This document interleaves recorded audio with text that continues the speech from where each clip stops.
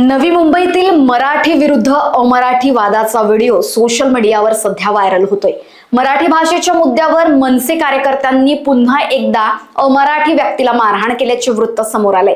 संबंधित व्यक्ती कामाच्या ठिकाणी महिला सहकाऱ्यांना शिवीगाळ करून अश्लील भाषेचा वापर करून त्रास देत असल्याचा दावा मनसे कार्यकर्त्यांनी केलाय।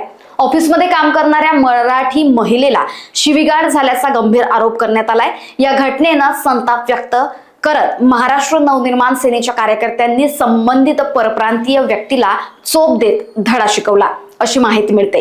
कामाच्या ठिकाणी महिलांवरील अपमानासारखी घटना घडल्यानं परिसरात नाराजीचं वातावरण निर्माण झालं असून मनसेनं अशा वागणुकीचा कडक निषेध व्यक्त केलाय। मनसे कार्यकर्त्यांनी स्पष्ट इशारा दिलाय की महाराष्ट्रात राहायचं असेल तर मराठी माणसांना मान द्यावा लागेल। महिलांवर गैरवर्तन अजिबात सहन केलं जाणार नाही। या कारवाईनंतर ऑफिस प्रशासनाकडूनही पुढील तपास आणि कारवाईची प्रक्रिया सुरू करण्यात आली आहे।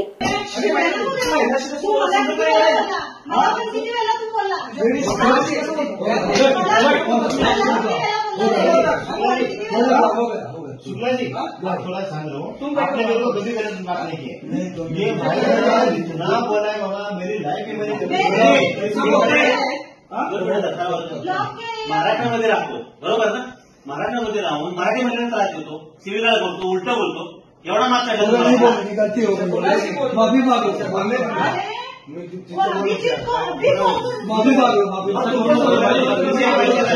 लोकवाहिनी न्यूज करिता ब्युरो रिपोर्ट, नवी मुंबई।